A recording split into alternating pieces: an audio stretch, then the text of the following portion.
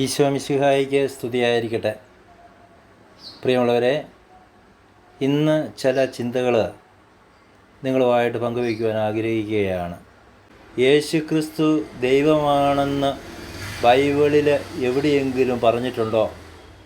യേശു ദൈവമാണെന്ന് ബൈബിളിൽ എവിടെയെങ്കിലും പറഞ്ഞിട്ടുണ്ടോ? അതൊന്ന് കാണിച്ചു തരാമോ എന്ന്.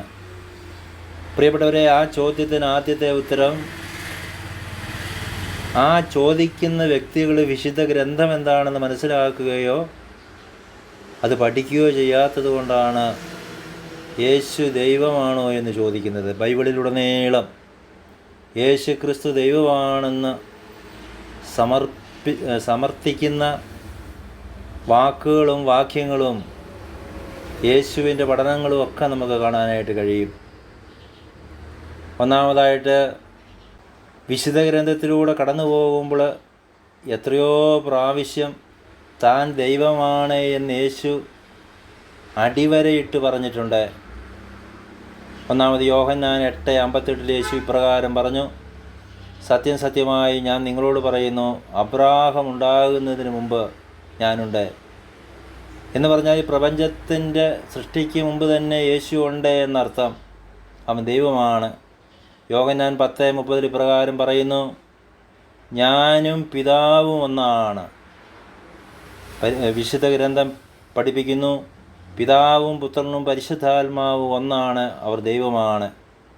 മത്തായി 28:10 പ്രകാരം പഠിപ്പിക്കുന്നു: സ്വർഗത്തിലും ഭൂമിയിലുള്ള എല്ലാ അധികാരവും എനിക്ക് നൽകപ്പെട്ടിരിക്കുന്നു, കാരണം യേശു ക്രിസ്തു ദൈവപുത്രനാണ്, മനുഷ്യനായിട്ട് അവതരിച്ച ദൈവപുത്രനാണ്. പിന്നെ മറ്റൊരു കാര്യം, യേശു തളർവാദ രോഗിയോട് പറയുന്നൊരു വാക്യമുണ്ട്: മകനെ, നിൻ്റെ പാപങ്ങൾ ക്ഷമിക്കപ്പെട്ടിരിക്കുന്നു. നിയമജ്ഞരിൽ ചിലർ അവിടെ ഉണ്ടായിരുന്നു. അവർ ചിന്തിച്ച്, എന്തുകൊണ്ടാണ് ഇവൻ ഇപ്രകാരം സംസാരിക്കുന്നത്? ഇവൻ ദൈവദൂഷണം പറയുന്നു. ദൈവത്തിനല്ലാതെ മറ്റാർക്കാണ് പാപം ക്ഷമിക്കുവാൻ സാധിക്കുന്നത്? മർക്കോസ് 5:7 ഇപ്രകാരം രേഖപ്പെടുത്തിയിരിക്കുക. കാരണം പാപം മോചിക്കുവാൻ അധികാരം ദൈവത്തിന് മാത്രമേ ഉള്ളൂ. ആ പ്രക്രിയയാണ് യേശു ക്രിസ്തു ആ തളർവാദ രോഗിയുടെ മേൽ പ്രഖ്യാപിച്ചത്. യോഹന്നാൻ 10:38 പ്രകാരം കാണുന്നു: എന്നാൽ ഞാൻ അവ ചെയ്യുന്നില്ല എങ്കിൽ നിങ്ങൾ എന്നിൽ വിശ്വസിക്കുന്നില്ല എങ്കിലും എൻ്റെ പ്രവൃത്തികൾ കണ്ട് വിശ്വസിക്കുവിൻ. അപ്പോൾ പിതാവ് എന്നിലും ഞാൻ പിതാവിലുമാണെന്ന് നിങ്ങൾ അറിയുകയും ആ അറിവിൽ നിലനിൽക്കുകയും ചെയ്യും. പ്രിയപ്പെട്ടവരെ, യേശു ക്രിസ്തു ചെയ്ത അത്ഭുതങ്ങൾ, അവൻ മരിച്ച് ഉയർത്തെഴുന്നേറ്റിന്നും ജീവിക്കുന്നവനാണ്.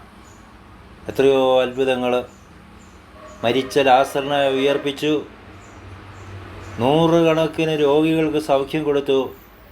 അതുവരെ ആരും ഈ ലോകത്തിൽ ചെയ്യാത്ത പ്രവൃത്തികൾ, താൻ പറയുന്ന വചനം സത്യമാണെന്ന് സ്ഥിരീകരിക്കുന്നതിനും താൻ ദൈവപുത്രനാണെന്ന് പ്രഖ്യാപിക്കുന്നതിനും വേണ്ടി യേശു ക്രിസ്തു തൻ്റെ അത്ഭുത പ്രവർത്തനങ്ങളിലൂടെ അവിടെ ദൈവമാണെന്ന് തെളിയിച്ചു.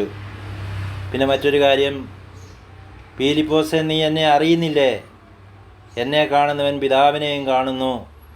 പിന്നെ പിതാവിനെ ഞങ്ങൾക്ക് കാണിച്ചു തരിക എന്ന് പറയുന്നത് എങ്ങനെ? യോഹന്നാൻ്റെ സുവിശേഷം 14:9 പ്രകാരം പറയുകയാണ്. വീണ്ടും അവിടുന്ന് പറയുന്നു: ഞാൻ ആൽഫയും ഒമേഗയുമാണ്, ഒന്നാമനും ഒടുവിലത്തവനും ആദിയും അന്ത്യവും. വെളിപാട് പുസ്തകത്തിൽ 22:13.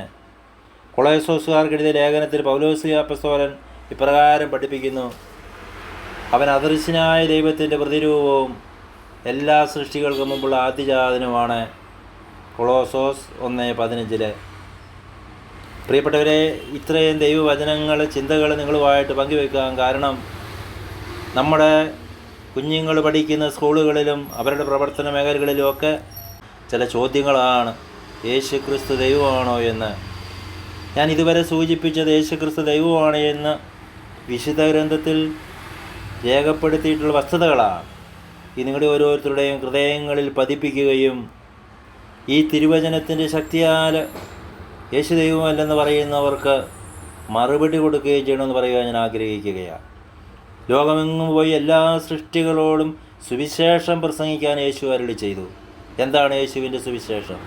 മനുഷ്യരക്ഷ പ്രാപിക്കുന്നതിന് വേണ്ടി യേശു ഈ ഭൂമിയിൽ മനുഷ്യനായി അവതരിച്ച് മനുഷ്യരുടെ പാപങ്ങൾ ഏറ്റെടുത്ത് കാൽവരി ക്രൂശിൽ മരിച്ച് അവൻ ഉയർത്തെഴുന്നേറ്റ് നിത്യമായി ഇന്നും ജീവിക്കുന്നു.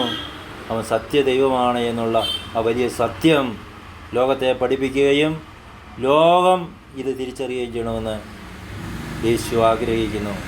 യേശു ദൈവപുത്രനല്ല എന്ന് പഠിപ്പിക്കുകയും വിശ്വസിക്കുകയും ചെയ്യുന്നവരെ, യേശുവിൻ്റെ ദൈവപുത്ര സ്ഥാനം എതിർക്കുന്നവരെ പൈശാചിക പഠനങ്ങളിൽ ഉൾപ്പെട്ടിട്ടുള്ളവരാണ് എന്ന് തിരുവചനം വായിക്കുകയും വ്യാഖ്യാനിക്കുകയും ചെയ്യുമ്പോൾ നമുക്ക് മനസ്സിലാക്കാൻ സാധിക്കും. ഞാനിവിടെ അവസാനിപ്പിക്കുന്നതിന് മുമ്പ് നമുക്ക് ഉറച്ച് നമ്മുടെ ആ ബോധ്യം ലോകത്തോട് നമുക്ക് പറയാം, യേശു ക്രിസ്തു മരിച്ച് ഉയർത്തെഴുന്നേറ്റ് ഇന്നും ജീവിക്കുന്ന സത്യദൈവമാണ്. എന്നെ ശ്രവിച്ച ഏവർക്കും ഈശോ മിശിഹായുടെ നാമത്തിൽ വന്ദനം അർപ്പിക്കുന്നു.